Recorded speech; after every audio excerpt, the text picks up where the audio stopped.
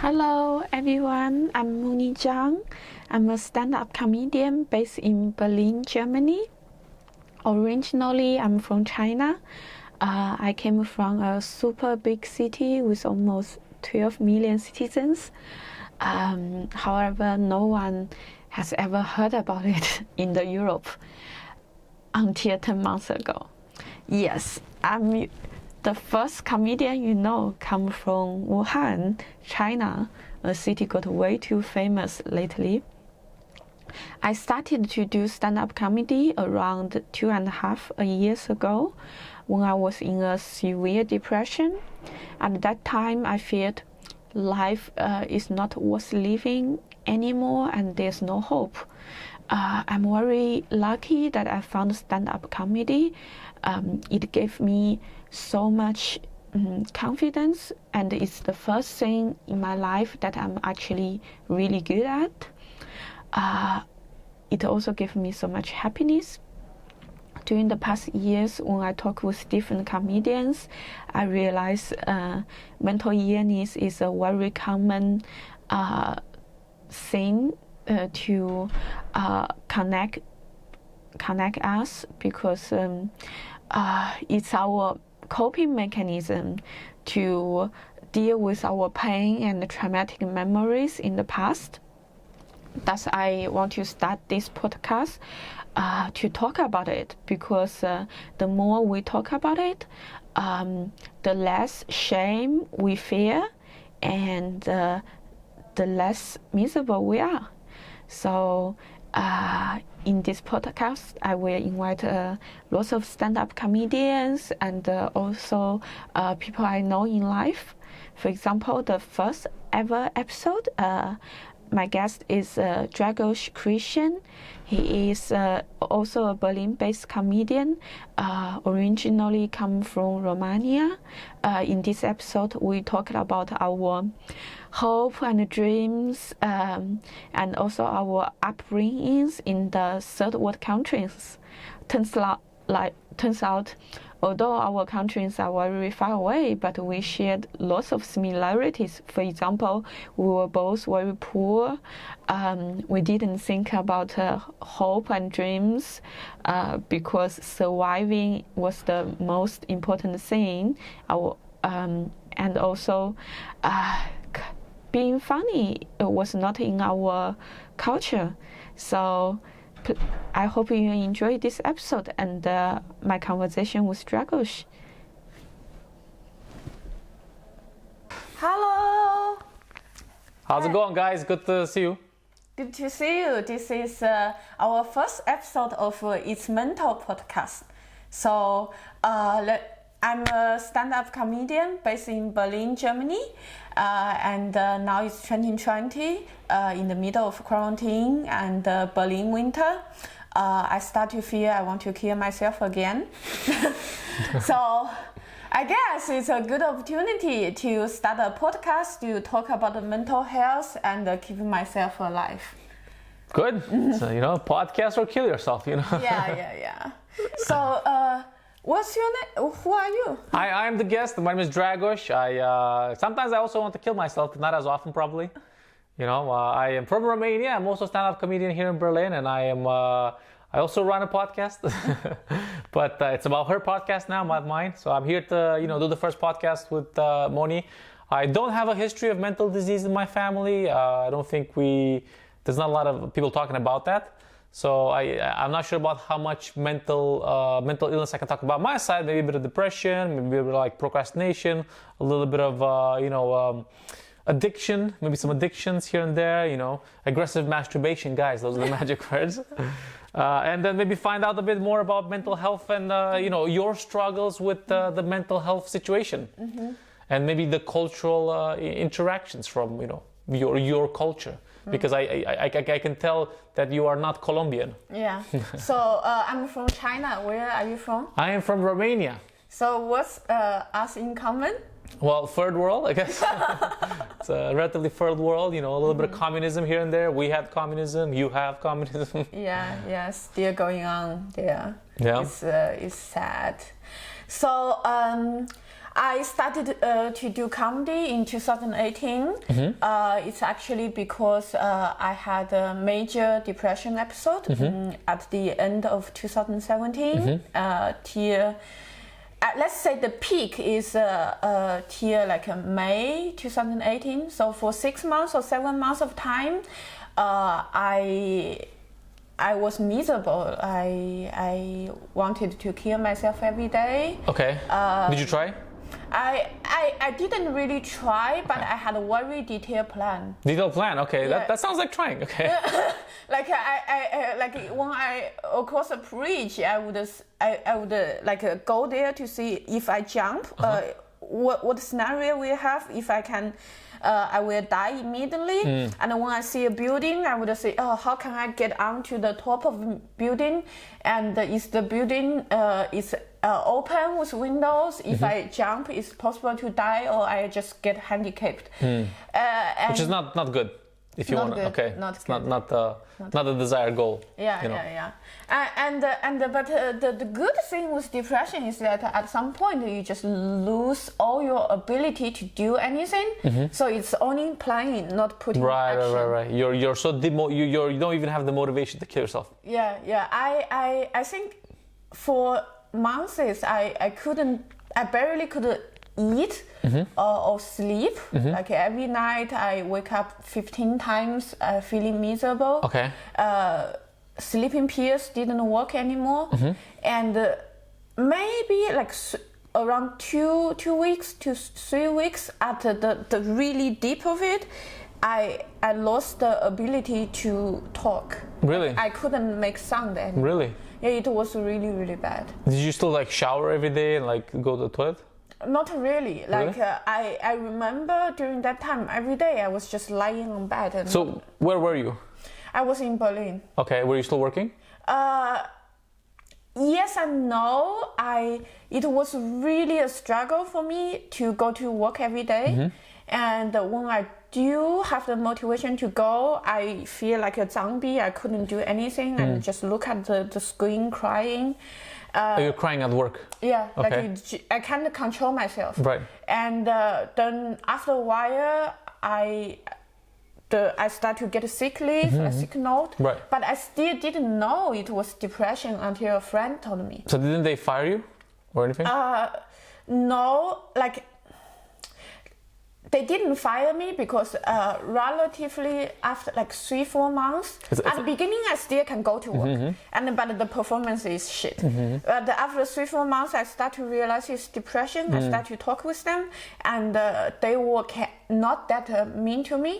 And then after a while, I realized I cannot go to work anymore. I die, and so I got a long-term sick leave for maybe around 10 months. Okay. It's pretty long. Yeah, in Germany, it's really cool that all the treatment are paid by the insurance. Okay. Like all the psychiatrists, therapies are all covered by insurance. Okay. So only for the medication, I need to pay €5 per prescription. So it's like €5 per month. But before we go into the medication, let's kind of go back. Do you know why you were depressed? Like, was there, because again, I might not know that much about it, so I'm just asking normal questions. Do you know what was the cause of the depression? Was it a breakup? Was it work? Or did you just like come over you like the weather? I think there are many layers of it. Okay. For example, when I start to have depression, I think it was a breakup. Breakup, okay. Yeah, because of love affairs. And then I start to get treatment. In the 10 months, I start to look back more and more. There are so many layers. I realized, it's not only the breakup, but because it was Berlin in the winter. I wasn't in a very good place at that time. Like I didn't have many friends. I was not well supported. And then further, if you want to think on big picture, that I realized I didn't have a passion in life. I worked all my life to study hard, to get a job, to earn money. But that's how this communist country put inside of me. But I don't have anything I love and I want to do myself. And so after 25 years, I work on the goal, which is the society told me, and I reached to it. Then I realized, now what? what else I do? And I realized the next goal is to have a boyfriend, get married, have kids. It's how Chinese people function. Right. And I feel so destroyed that I realized I just couldn't reach to that goal to find a partner, to have a family. So I was destroyed. And at that moment, I think it's because of a breakup. Right. And I think on bigger picture, it's because I don't have a life goal. I don't love life on my own. And then after 10 months of treatment, I start to realize it's also because how I communicate with myself, the relationship I with myself, with my family, and also there are lots of traumatic memories in the past. So at that time, 2018, I thought it was I was depressed because of breakup. Then now I realize I was depressed my whole life. It's just that moment, this 6 months was so tremendous, like so intense, make me realize that. But it's also the first time in my life I have the privilege to feel and to take care of myself. Because like in China, you start to go to school since you are 7, and in the next 12 years you just study really, really hard in the school in order to get a university. Because in China, one exam to get into the university, this exam is your life goal. It will change completely your life, change who you are. And for the 12 years from 6 to 18, that was our goal, to study really, really hard. And each year there's always some students suicide because of the workload pressure, is too much. And then I come to Europe, I didn't have much money. I need to always work and thinking about internships, getting hired. So I never had the time to vacation or meditation or relax. So I always like work more. Then that was the first time I kind of have money and my career is going okay. Then I collapsed. That's like everything kind of came down. Yeah. Okay, interesting. But did you have any other kind of moments like that before, or like any signs of like sadness or depression in your like early teens or like teenage time when like people are kind of developing hormones, that kind of stuff? There's a different answer. If you ask me in 2017, I would say no. I'm always a happy person. I'm always very try to make everyone happy. But now I think back, I think that's not the truth. I dig back lots of memory in the past. Turns out I never fit in my environment because my family was really underprivileged, and China is a very homogeneous society. Me being different gave me lots of pressure, lots of shame, and I always feel like an outsider. Even in China? Yeah, in China. Actually, I think I feel more like an outsider in China than here. Really? Yes. Interesting. Yeah, because China is very, very homogeneous. And I don't fit into the category. But here, everyone is different. Yeah. So you don't feel a pressure to not necessarily fit in a box. Yeah, because there's not a box. So how did you like kind of deal with teenage sadness or teenage? Because a lot of people, like when they're teenagers, they go for this phase, they become like emo, or like they listen to like Evanescence or My Chemical Romance, that kind of stuff.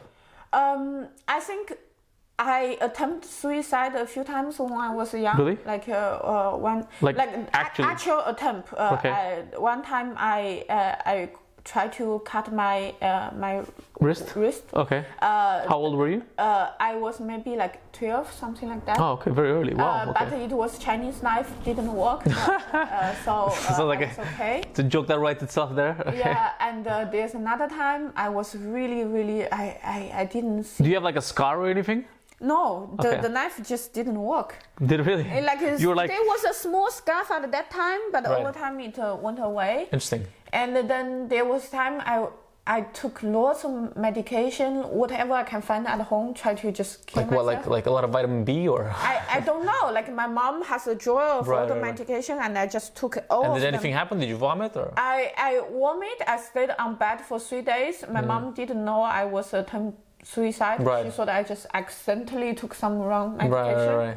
And then there's a time I was in school. I was sitting on the window and trying to jump. Did you jump? No. How high was it? Now think back, I think at the time I didn't want to die at that time. I just wanted to. It's just like attention call out, yeah. Yeah. Interesting. Okay. I think the kind of think about that. Did you talk to anybody about it at the time, or? I think not, because in China we don't talk. We don't talk about feelings. We don't talk how you think. This is not in our culture. Right. I like actually until I came to Europe. It's been 9 years I've been in Europe. I think only in the last 3-4 years I start to talk about feelings. In the past I just don't know what it is. My family is really the city poor in China. They, on one hand, they're really poor and there's almost no upward mobility for them. Right. But on the other hand, they always feel like arrogant because they are better than the peasants. Right. So they didn't know that they are in a very underprivileged situation. Right. And there's not much going on in their like philosophical thing. Right. It's always like what else, talk about the gossip and the rumors, what else people have and what we want to have. Obsession with other people's, and material ownings. But did you feel like you were poor when you were growing up, or did you kind of find out after you left? Let's go back to the last question. If I talk with someone, I tried to talk with when I was in junior high. We have this kind of like school therapist, and he went to our class to did mental health is important, and you can consult me. Everything is confidential. Trust me. And I was planning to go to him. Okay. And then I realized a classmate did the same, and this consultant, actually he's not a therapist, he's just a school teacher. It's a guy. And this guy just immediately told my my teacher. Okay. So I was like, wow, you grow up, don't keep your promise. I will not trust you. Right. So that, I think that was an attempt. I tried to talk. Then your last question about what's your last question? I was gonna say like what was it exactly? Grow up poor? Did you know that you were poor at the time, or like, 'cause it seems like, you know, material. I mean, because the reason I'm asking that is because I had a similar kind of. Maybe when I left Romania, I went to the UK, and then I saw like the standard of living there. I was like, what the fuck? It's so shitty back home. Like, what the fuck? Like, and then you kind of like have retrospective sadness for like your childhood. Whereas like when you're growing up in that environment, like you said, like your parents, you don't know that it's shitty, right? But then when I went there and I had like I was like, oh shit, it was pretty rough. You know, because you see like the lack of worry and the lack of concern that other kids have, right? Nobody's concerned about money. They're pretty relaxed. They're like, you know, fuck. And then you kind of, so I think for me it was like more of a like, whoa, okay, this was. Oh, I was poor. Yeah. I was Did you know you were poor? I mean, I didn't. I always considered myself, I guess, middle class growing up in Romania. But then I went to the UK and I was like, okay, this. I think maybe even by Romanian standards, it was not middle class. It was maybe like lower, middle, like upper lower class, like maybe even lower. Yeah, I think it's similar back in China, not in my family. Right. But you know, like if you meet some Chinese people in Europe or abroad, you talk with them. You have an impression, China is really have a good life standards, and lots of Chinese people, like Chinese audience, they say what I said is not true. Right. But actually, it's because only the upper class people can go abroad. Yeah. And they think they are middle class. Exactly. And then they don't understand how good the rest we are. I think in China, like like a very good point, because I think like for me when I went to the UK, I kind of met some other Romanians that were there from the UK, and I like we're kind of comparing, and I was like, oh okay, and they're like clearly they're like more middle class, upper middle class, maybe even more, and like going out all the time. I was like, okay, I can't go all the time because I don't have the money, right? And then I was like, okay, then the situation is like you don't share too much with people because like you don't want them to know. You kind of wanted to leave it a bit of a mystery. They want to more about you, kind of like pity you or whatever, right? So you kind of like just don't share too much. So I think a lot of Romanians just don't hang out with other Romanians because they don't want to be judged by others, right? And then I think when you kind of hang out with people, so I would hang out with a lot of people from like India or Bulgaria, because like they when you come from India to like the UK, you have a clear currency problem, like the amount of money you make in India is not going to be enough to make it. So they were more like frivolous, they were more like cost aware, and I was like, okay, I can be friends with these guys without without like we can like share where to eat cheap stuff, right? Because all the other British kids, they would like they'll go out all the time and drink, and they spend like £100 a night, like £100 a night. I was like, what the fuck? That's like I spend in like 2 weeks, It's crazy. I think my family, aggregately per se, we are not really poor, because if you look in the statistics, there's I don't remember the exact number, but it's around 97% of the population and less than 300 euros per month. And if you reach it to $600, it's 99% something. No, you're already like in the upper. Yeah. So if you think about these criteria, the earning my family have is at least top 2-3%. Right. But among these top 2-3%, then there's a huge difference too. Right. And do I know I was poor when I was young? I think I didn't know. I didn't have the idea of poor, but my family is different. My mom is a single mother. Okay. And she's handicapped. Okay. So when she divorced my dad in 1993, you never heard about the divorce before. Right. And it's also a very misogynistic society. So she got blamed that she couldn't keep her family. Right. She couldn't just be with this man for the rest of your life, like a good woman. Right. And so my mom is handicapped and divorced. So she runs a sweatshop. Right.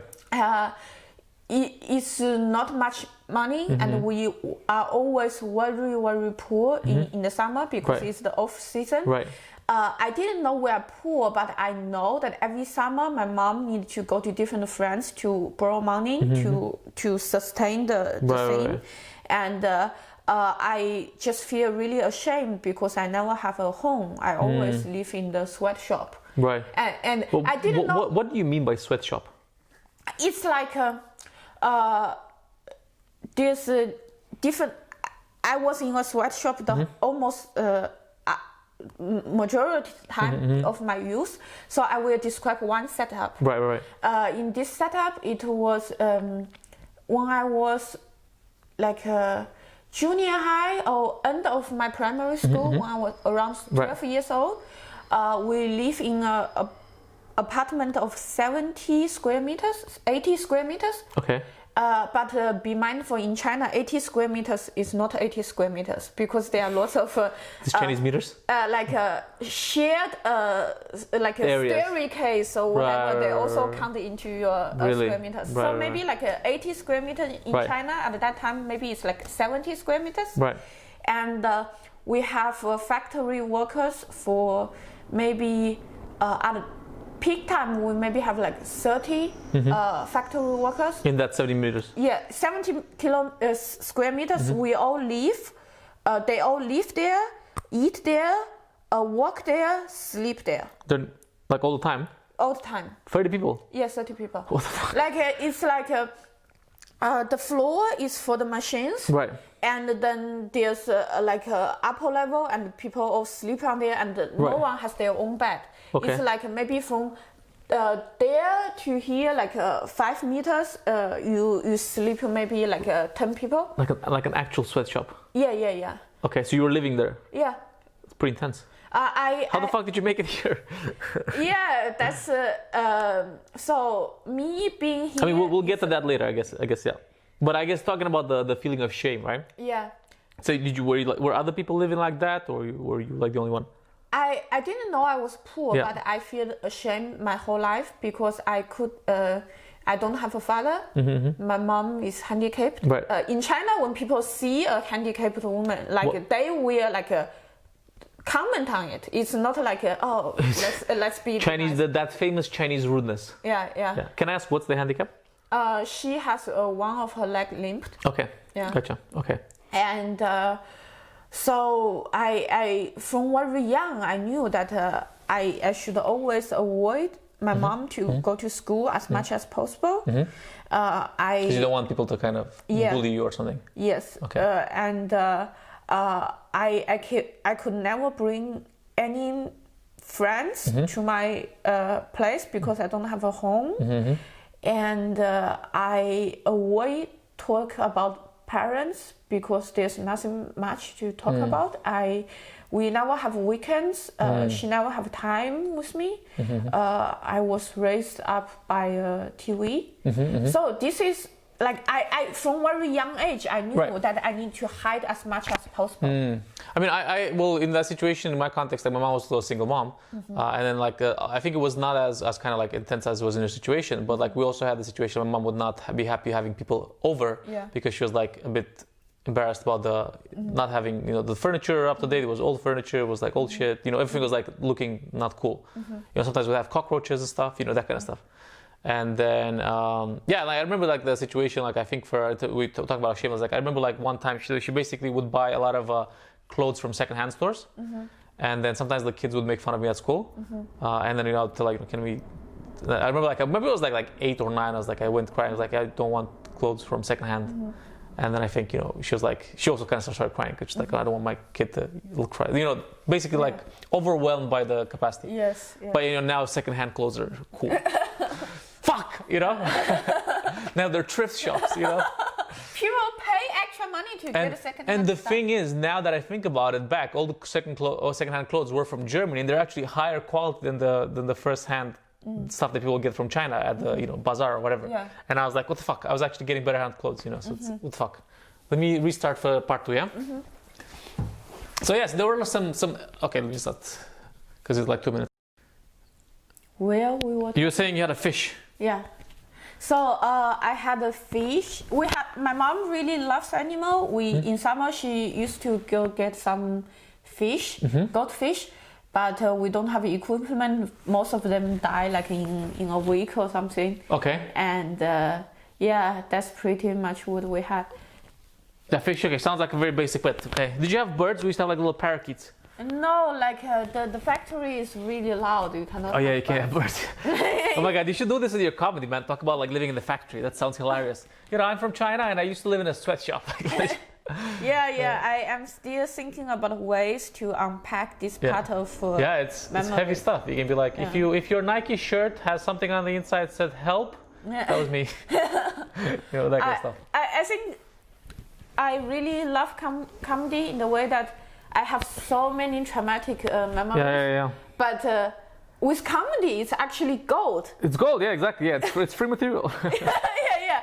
And I was talking with other comedians. They told me, "Oh my God, you have a pool of material that it will never end." Yeah. Other comedians could dream about it, but they cannot have it.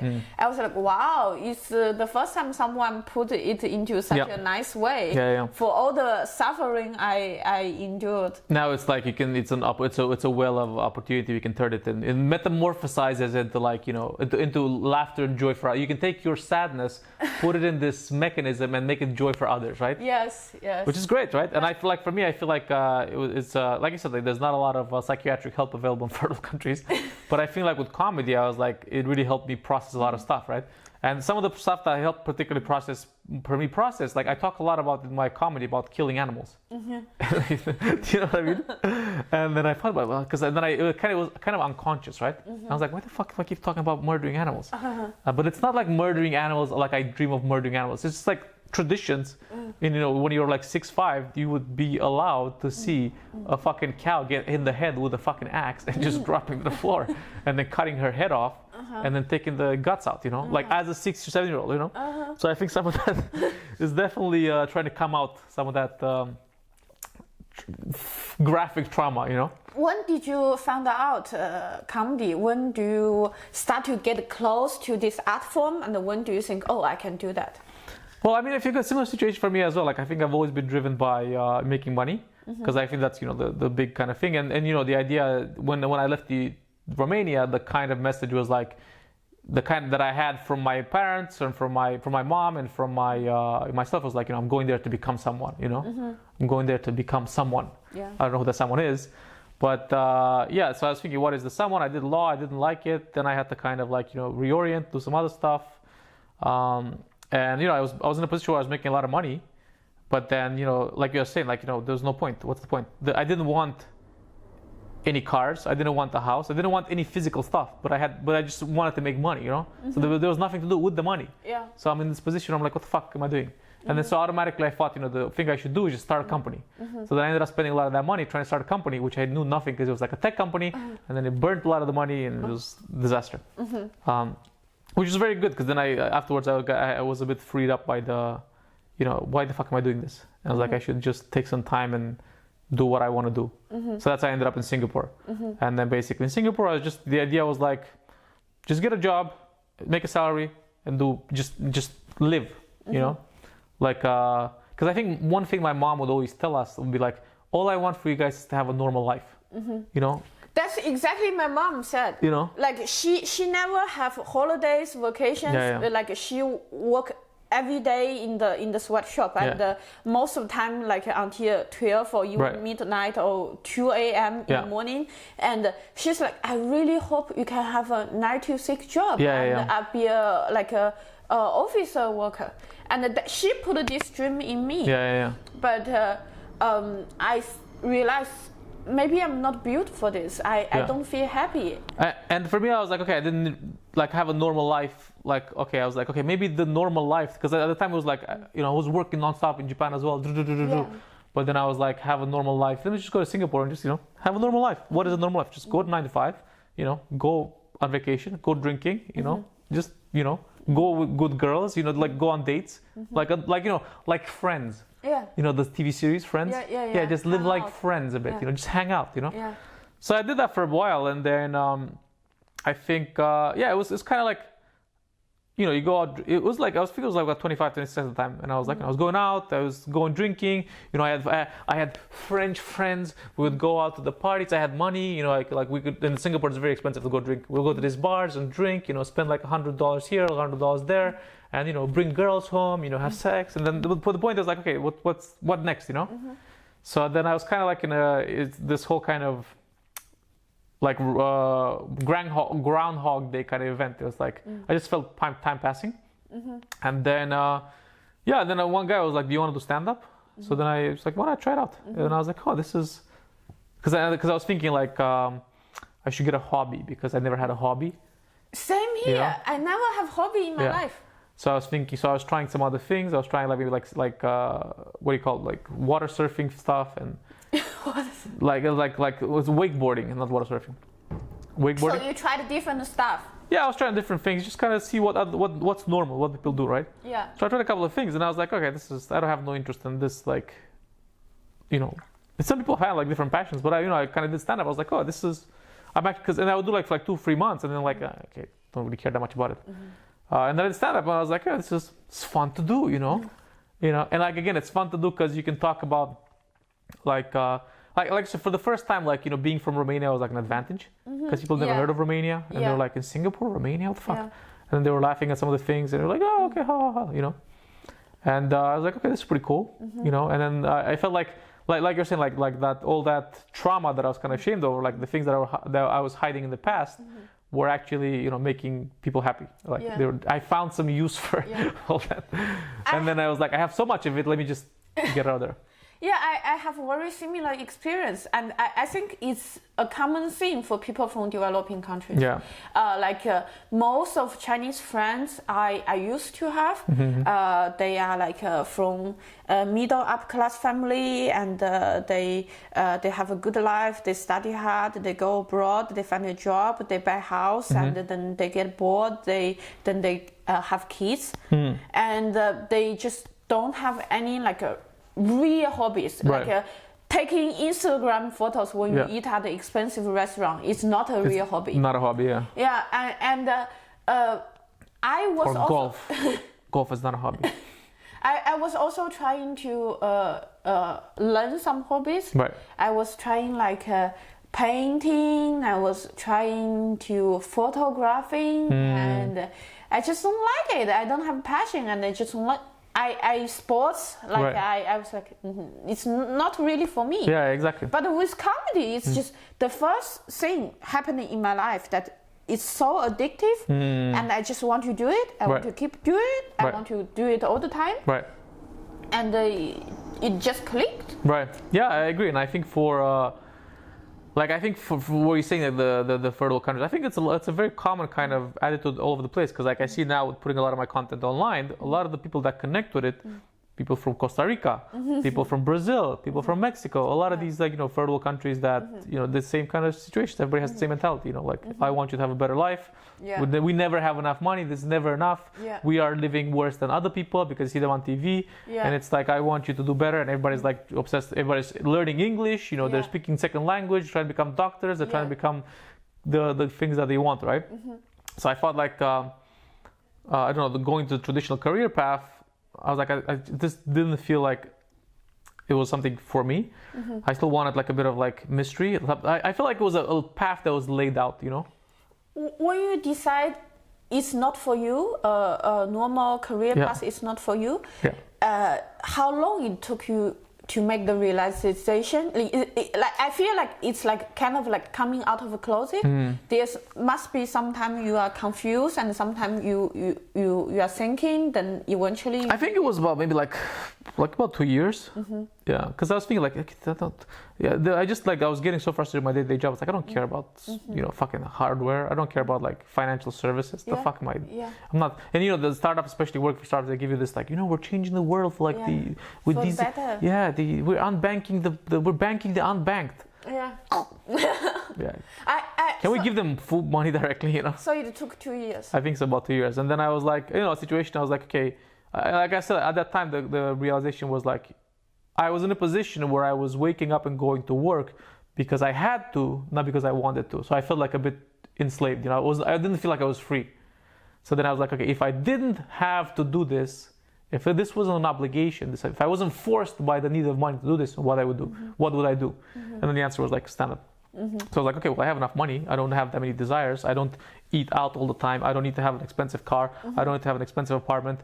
I have this 1 year of money. Let's just give it a go. Worst case scenario, I can always find a job with my skill sets. And can go to Google and be like, guys, well, I took a year off to, whatever the fuck. But again, having the money to survive 1 year is a luxury, right? Yeah. I think I'm still kind of in the phase before you make the decision. In my life, I never thought having an alternative life is a possibility. Yeah. Because I saw how hard it is for my mom. So I never want to run small business, and I never believed I have the capacity, skills to run a big business. So for me, having an office job is it. I don't have any other skills. Right. And then 2 years ago, when I start comedy, it's the first time in my life I feel I'm actually really good at something. Yeah. It's I feel like I'm a lesbian who didn't know I was a lesbian. It feels like something didn't feel right. Okay. Yeah. It's coming out. You're coming out. Yeah. You're coming out as an artist, as opposed to an office worker. Yeah. Just I have okay score in the school, and I managed to get good jobs, and I can brag myself when it's needed, and people kind of believe in me. Right. But I never believe in myself. I never feel, oh, this is how it works. It's like I really know how things work, and I really can feel, oh, I'm really good at this. You know when I think when I was gonna say, because like even going to stand up from like this kind of career to stand up can be like you can feel like a bit, what the fuck is this guy doing? Like, it's a midlife crisis. Yeah. You know when what I did when I first decided to do it full time. When I first decided to do comedy full time, I went to my LinkedIn and I put stand up comedian. Oh, is it still there? Yeah, of course, yeah. Did you get any leads from it? No, zero. Nobody cared, because I was like, if I'm gonna do this, I have to own it. I don't have to hide. I don't have to think that I'm just gonna try for a year and I'm gonna keep my old job. People need to know that this is what I'm doing, and I have to own up to this. I put it on my LinkedIn, and I was like, now everybody that I ever worked with, because you're always kind of running away from these people, but they don't fucking care, right? Yeah. So I put it on my LinkedIn. And then nobody sent me a message. Nobody said anything, but it's there and everybody knows because LinkedIn notifies, right? Yeah. So if anybody comes to my profile, they see, stand-up comedian. Yeah. Wow, that's so cool. Yeah. So then I put that, and I was like, okay, well now it's real because it's on LinkedIn. Yeah. That's my career. Which was, I laugh about it, but actually it took me a couple of weeks to build up the courage to do it, to put it on LinkedIn, to put like stand-up comedian. It's like there's no way back. I have to try hard. I was listening to this podcast from Tim Ferriss, and they were saying like you have to burn your ships. Like when the conquistadores went to like South America, they burnt all their ships. So there was no way the success. I was like, okay, I'm a stand-up comedian. I have to. It's on LinkedIn. I think like you are so inspiring because for those people who's not in Berlin, actually Berlin now is a very great place for stand-up comedy. There are lots of mics and lots of new creative resource coming out of here. However, there's no industry here. Yeah. So it's very good for new people want to try and become better, but it's hard to find jobs. It's hard to survive. And before you came here, there's always before you came to Berlin, like I just don't. Most comedians don't see a way out. We just say, oh, there's a few comedians, they are doing comedy for 10 years and they kind of can live a very modest life. They sometimes go to tours and but they just they do some side projects, but that's it. Yeah. But then you came of nowhere, you came here and you went on tour. Last year you did 100 of your solo show. Yeah. And hardcore guys. Yeah, super cool. It's like all the other comedians were thinking about, if one day we become better, then we can find agents sign us, we can go on tour. But you are like, fuck it, I'm going to build the infrastructure. I'm going to be the first agent, like a English stand-up comedy agent in Europe. I mean, I wasn't thinking like that. I was thinking, I need more stage time. I need more stage time. How can I get more stage time? The only way I can get stage time to get 10,000 hours, I need to do 30 shows. I need to get at least 30, 40 hours a month. Yeah. And how can I do that? I have to do my own shows. That was my process. I was like just obsessed, get more stage time. But even for me, I achieved a lot more than I thought I would in that year, because I went from like doing never doing a 1 hour to opening for Jim Gaffigan. Yeah. Like in Europe, which is like pretty great. Yeah, Jim Gaffigan is a very famous comedian. And then this year, like I went from 120 shows to jerking off in my back. So life is weird. Yeah. So now now I'm doing like YouTube and TikTok and stuff. But the question was like. The point was like I knew that there were other people like me, because it's this whole other people like me in Europe, that were non-native English speakers, are always consuming, and that there was a market for the ideas. So I knew the theory of it, then I just had to prove the practice. You always say a joke about Asian people. Can you do this joke? Yeah. The joke is dream. Yeah, the philosophy is different parts of the world. Yeah. In America, the philosophy is go, follow your dreams. In Asia, the philosophy is go, follow my dreams, be a doctor, be an engineer. In Eastern Europe, the philosophy is follow, no dreams. Yeah, I think it's funny because as a Romanian, you have no dreams because there's no hope in your There's country. no hope, yeah. But actually, you came to Berlin, stand-up comedy scene. You brought dreams to all of us. Which is the largest irony. Like because of you, now we can see hope. There's a way out. Which is great to hear. Like it's great to kind of hear that it has that kind of effect. And hopefully there's more. Somebody give someone special. If you work for Netflix, please think about us. I'll take Amazon Prime. Hulu.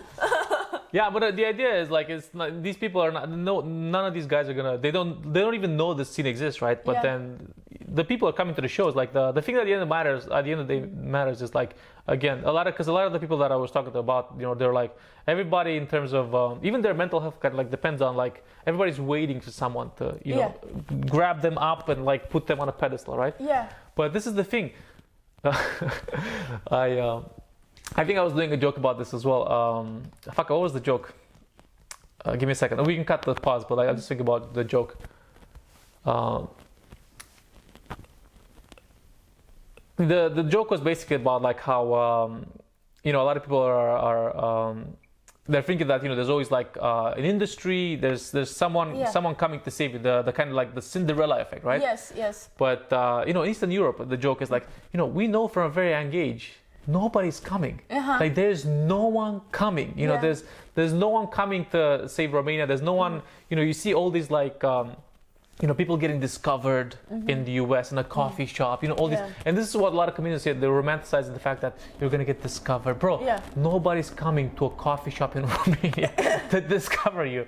Nobody's coming to a little like sweatshop in China to like pick you out of your. So you have to do it by yourself, right? Yeah. So then for me again, the idea of like. Even like the idea, I didn't have the hope that's the inability to hope that somebody's gonna come and discover me. I think this is really, really cool. You completely changed my mindset and my imagination about my upward mobility. How can I become a more professional or even full-time comedian? Like in the past, it's like get 10 years of. Before you jump to Berlin, I was imagining, okay, get 10 years of experience and go to different comedy festivals and get discovered by an agent, bring me to US, then I can make it. But now you showed us that, dude, just work on your material, on your European tour. If people are laughing, if people are laughing, that's what matters. And then, they can laugh. They'll laugh in Hanover, they'll laugh in Hamburg, they'll laugh in Vienna. There's a lot of English-speaking people. Yeah. And I think this was the thing that I kind of knew from the beginning. Like even like in Romania, in my city, there was a lot of people that were in shitty conditions, but people were speaking English fluently. They are smart. And they were consuming this content from the US. But if they're watching, but none of the stuff from the US connects, right? Yeah. Because none of it, I don't know what the fuck is happening in New York, but why can't? Yeah, there's a very big market that. I think we ended up going more into comedy than mental health. Okay, mental illness. No, but the thing is like it's like especially for example for myself coming in that place, like I just got accustomed with the idea that there's no hope. There's no hope. There's no point in hoping that someone's gonna help you. Maybe this is a coping mechanism as well, right? Like I do not. Maybe I'm disillusioned, or like a lot of people are saying. I was talking to some comedians here, like, just do your stuff, man. Someone's gonna find you. So, bro, do you know? No one is even looking at this place, and even now, like no one is looking at Berlin, right? There's nobody coming. But it's really an amazing thing. I think in 5 years you will be like be the founder of the thing. I mean, I don't know if founder, but I mean, I don't want to. I just want to do comedy, I don't want to start getting different kind of titles. I just want to do stage time, do hours, and do fucking follow me on YouTube. I'm struggling with this YouTube bullshit. I want to share a story about me and comedy. Okay. We have 7 minutes on this one before I start. Okay, sorry. So in my family, like for generations, we never know anyone who's creative. Like in my life, we never know anyone who's creative because we are very good at copying stuff, and innovation is not in our culture. And before I start to do comedy, I always feel, of course, it's when I heard someone copied someone else like song or music, I never feel angry. I thought that's normal. Like it's hard to be creative, Right. to create something new. But with stand-up comedy, it's the first time I realized, oh, being creative is not that hard. And the funny thing is that this is an art form doesn't exist in my culture. Recently years we have something similar, but it's not exactly the same. So I came to Europe almost 10 years ago. So in my mind, I never grew up with this. I don't know what it is. I never saw it. 2 years ago, my English wasn't good enough for me to consume it also. Then I went on a Tinder date.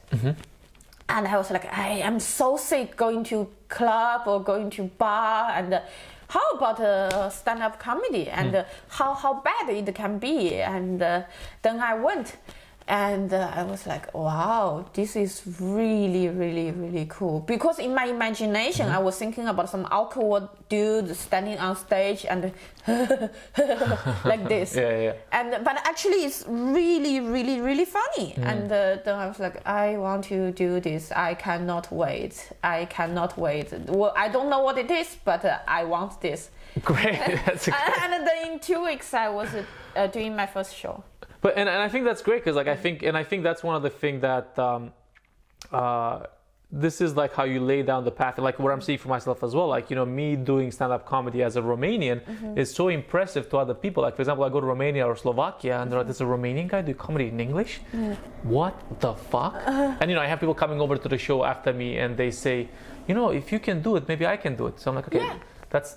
I don't know if you're complimenting me or insulting me, bro. But you know, like the idea is like you're, you know, even you just doing it, you're gonna motivate more people to do it, right? Yeah. And yeah, people are like, just like for me, like I remember when I went to Latvia, and then people were just like, their mind was blown. I was like, what the fuck? Why?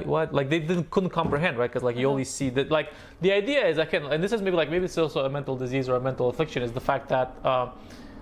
You have this idea that this is not for people like us, you know? This is what these guys do, Americans, whatever, it's not for people like us. And then you always kind of put yourself below. And I think that's one thing that I've kind of like struggled with after living in Romania, this idea that I was always like, felt inferior to like British people or like Canadians or Americans, because, you know, they're on TV, they speak English naturally, and then we're above here, you know? So it's not my place to go there, you know, and make a fool of myself. But at some point I started like, especially in the UK, I started getting so like, looking at the people around me, I was like, bro, I'm communicating with you in my second language. I'm smarter than you. You know, I got started, so that's kind of when I got like a bit more of a more sense of self-worth. Like I had to endure more shit. I had to deal with more shit, and you know, I'm doing, I'm putting more effort, and I go for a lot more shit, and you know, like it's not, you kind of, the mirage gets broken when you see like, and you're lying here and you're vomiting on these stairs with all the opportunities, you know, like what the fuck? Why should I feel shitty about myself when you are, you know? And again, you know, that's kind of one thing that this idea that you are inferior to the Western world, I guess, was something that I had in my mind. And then so at one point that kind of like shattered, and I was like, yeah, I can do this, of course, yeah. You know, I think I had a similar point early this year. Okay, hold that thought. Romania is quite similar. Yeah, and you will find out as you do shows, and I'm finding out now that it's similar to growing up in like Iran, Iraq, Afghanistan, you know, Somalia, other places in Arab world, in India. I think it's the difference is basically just English-speaking countries that have just generally, you know, had a monopoly on culture, and then the people there are just consuming and living in shitty lives, right? Yeah, you don't know each other who's more similar to you. Yeah. That's why like people in you know, people like the content that I do. They're like from Turkey, they're like from you know, Costa Rica, completely different parts of the world. But we have all one thing in common: being poor. And having these kind of mindsets. And yeah, when you see that, you realize that actually, that's for me, like, that's why I feel like a bit more, I don't, you know, I spoke with a couple of comedians the other day, and they were saying like, you know, at the end of the day, you still have to go to the US, you still have to go to like the UK if you want to make it. I think like, I don't think that's the case, because the people that can identify more with my experiences, 80% of the world are the people that can get what I'm saying, you know? And I think my material is not going to be as well suited for the UK or America because they don't have the same background or struggle, right? So then if I can tap in 80% of the world that speaks English, you know, then what the fuck, why should I go to the US and UK, you know? Because put my stuff on YouTube, you know, get a big YouTube channel, start reviewing Russian dash cam videos and, you know, talking about figuring out the SEO. This is what I'm struggling with at the moment. Because we can't do stand-up, I'm trying to basically just build my reach through. So I'm trying to figure out the SEO, how to get more people to find out about my content. So there's different non-creative skills, editing and whatever. Yeah. So then, yeah, I feel like you said, I think there's a lot more opportunity for me. And in my mind, I say that, you know, one of the things that I say, like, you know, I can be bigger than, you know, than I can be bigger than Dave Chappelle. I can be bigger than, you know, Russell Peters, because the stories that we have appeal to a broader range of people, you know? Yeah. It's more of the world Yeah. I have more in common with the rest of the world than Dave Chappelle has. That's what I'm thinking, you know? Yeah. And, you know, so just go down that path. Wow, that's a bold statement. It is, no, but it's a true statement, you know? Yeah, yeah. And I, not to disparage Dave Chappelle or anything, but I remember like seeing, you know, after doing those 120 shows, Dave Chappelle came here for the second show. And I remember for that first time I go and I saw the opener and you said like, okay, this is, I can do this. I saw even Mo Amer, I was like, okay, I can do these jokes. And even Dave Chappelle, I saw like, you know, because I had in my mind some metrics about like, you know, laughs per minute and how funny it should be and where the jokes should be. And I was like, it's, okay, Dave Chappelle is still great, but it's not that far. You know, like before first show I saw him, I remember I was like, what the fuck am I gonna get to that point? But then second show I was like, okay, this is, I can break it down. I can see what he's doing. And, you know, and he was treating us a bit like an open mic for him. Yeah. Yeah, I was like, and I was a bit pissed off because I paid like, you know, €100 to be. Yeah. He's really like just open mic freestyle. Exactly. I was like, this is what I do at my, you know, new in town every Wednesday at Caracas, you know. By the way, it will come back after quarantine. Yeah, we're coming back to the show, so be sure to enjoy. So then in that situation, like, you know, not to be disrespectful or anything, but like, so yeah, this definitely within reach, you know, I can definitely go beyond this. And, you know, it's just going to be a matter of time and distribution. That's, we don't have the actual, you know, distribution channels, we don't have the infrastructure. But then, you know, the game is different now than it was back then, you know. Yeah. So that's what I'm saying. Like, you know, you don't have to kind of play by the rules of the past because we don't live in the past, you know. We have the internet as a distribution channel.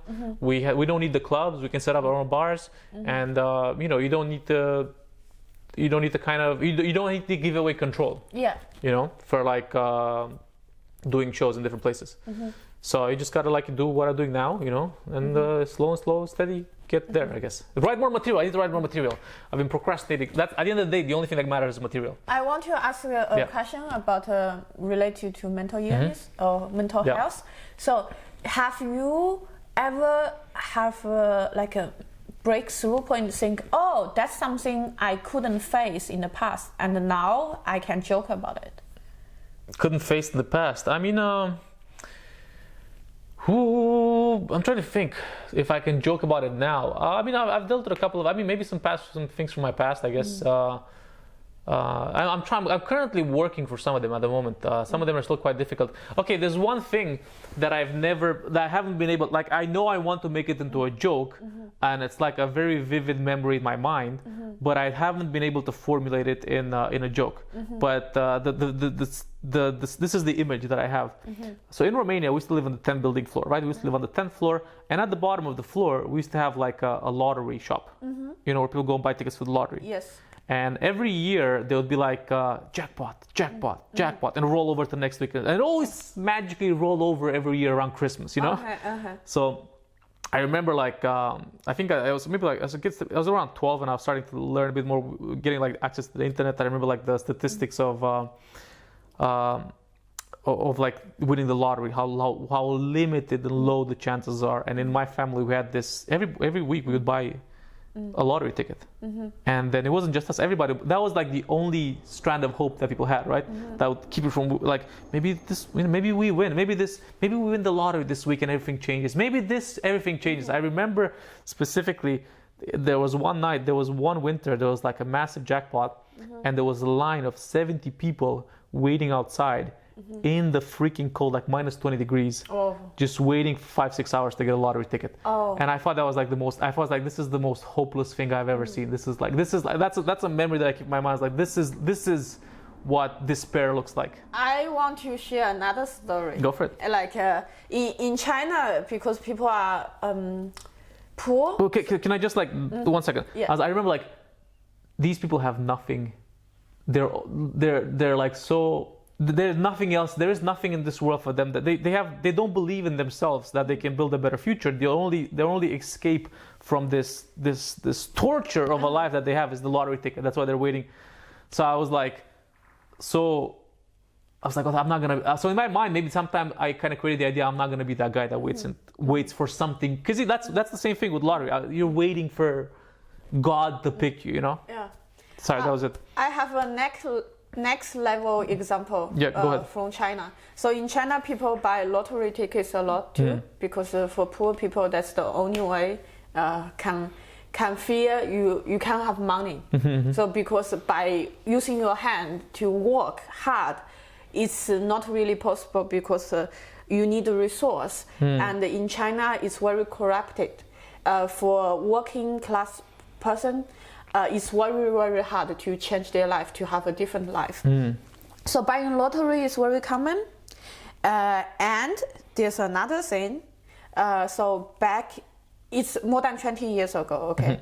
So at that time, we just start to have airplane. Like people start to travel by air, but it also still only very rare, not for people just occasionally go on vacation, but it's more like for business, like expensive stuff.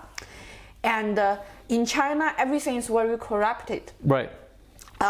For example, if you get hit by a car, and by rule they need to pay you maybe 200k RMB, but because you are poor, they can just bribe some officers, end up paying you nothing.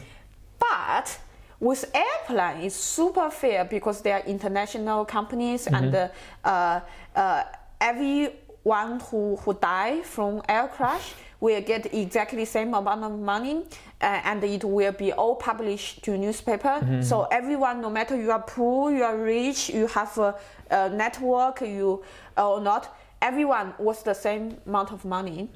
And it's around 200k RMB at that time. In China, that was a lot of money at that time. It's enough money you can buy at least one apartment, or even more.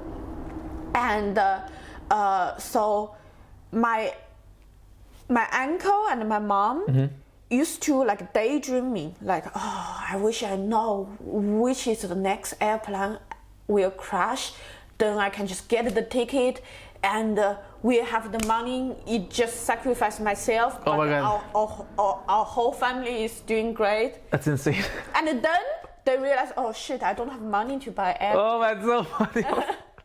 Oh, that is so fucked up. That's layers of despair, like. Yeah, because like this is the only way it's fair. Like every life was the same amount of money. That's only in death from airplane can we be equal. Yeah, it's and great. Then I tell you what my mom used to daydreaming.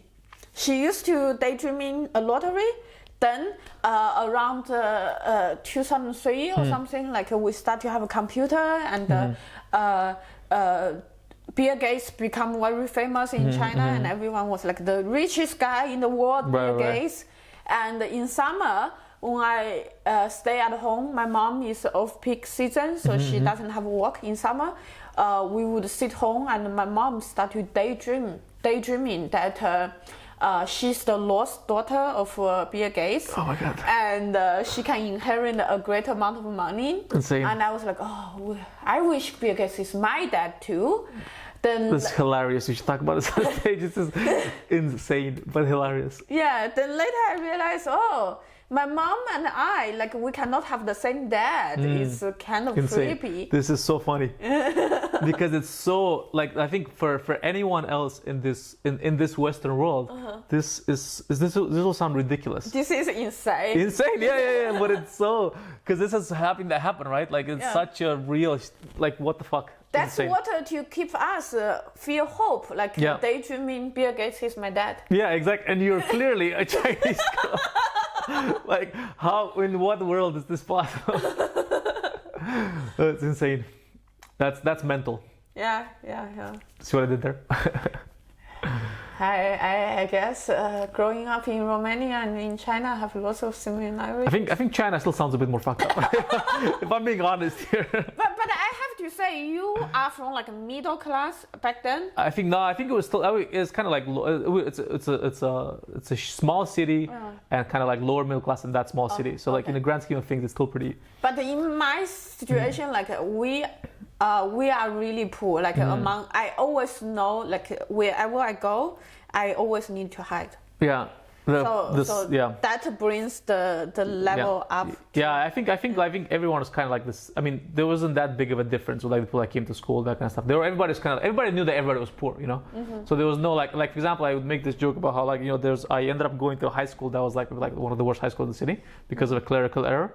But like in the rich high school, there would always be people like jealous of the people that come with fancy cars to the, you know, they always have this divide between rich and poor. But in my high school, everybody was poor. Oh, okay. And that was great because we're all poor together, you know. Yeah. I think actually that's really great. I remember like I always was in rich schools because my mom really value education. Right. In China, it's always education is the only way can change your life. Right. And because she's handicapped, she had a very good score, but she was rejected from university. So she was forced to work like labor work. Right. So she really put lots of effort on my education. But I end up to be almost always in rich schools. Like when I was seven, it was 1997 in China, and we basically never see cars before. But I have schoolmates who have a dedicated driver to pick them up. Insane. Yeah, and I feel really shame. And then I went to a middle junior high school, which is kind of like it's a good school, but for poor people. And so everyone is kind of down to earth. Right. And everyone needs to wear school uniform. And I still had a bad time there because I was weird and people don't like me, but not because I was poor. Yeah, I remember like in my class there was this guy, basically a friend of mine, and he used to live like in the village next to the city, and then he was telling me like, you know, sometimes I don't have money and I just walk home. I was like, just walk home? What the fuck? Don't you have to take the bus? No, it's just 15 kilometers.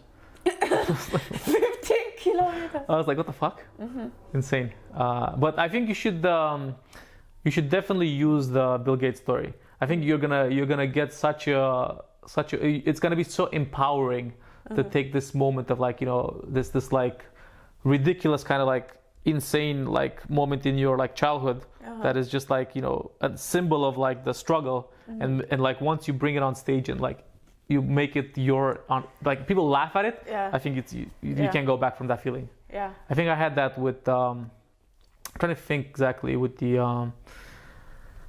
I had like a story about I'm trying to think which story that I used that. I think one about I went out with this girl once in the UK, and basically I told her I'm Romanian, and she got up and she left. Really? You met and she left. Yeah, and we were talking, and I told her, you know, we had like a good chat. And then I told her I'm from Romania, and she got up and she left. And then I did it as a joke, and it's one of the jokes that's done so well, right? Because it's a real story, and you're making yourself. And the question was like basically the joke is I met this girl, you know, we had like a best date there for the first 20 minutes, and I dropped the bomb on her, and I told her from Romania. You guys know what she did? She got up and she left. Didn't even pay for the bill. She like really, she didn't say I'm sorry. Like she just wake up. Yeah. So the joke is she didn't even pay for the bill when she found out I'm from Romania. Yeah, good thing I stole her wallet. So it's kind of like working with that stereotype in your favor. But if you, this Bill Gates shit is insane, bro. Yeah. All right. Do you want to do anything else, or should we kind of wrap it up? I think it's 1 hour and a half. I think we should wrap it up. Yeah. Okay. Well, thank you very much for having me on your first episode of the podcast. I think we went through a lot of emotions. Yeah. It was mental. Do you have any closing remarks? I think I'm still alive, and there's hope. Staying alive, Yeah, not gonna kill herself, you know, but she's gonna die on stage until she gets it right. Yeah. Okay, do you want to follow me on Dragos Comedy on TikTok, Instagram, Skype, all the medias. You know, follow my Pornhub, OnlyFans. Or follow me on Facebook, Moni John Comedy. Okay, high five. Well done, Moni. Yeah. Boom. See you guys next time. I read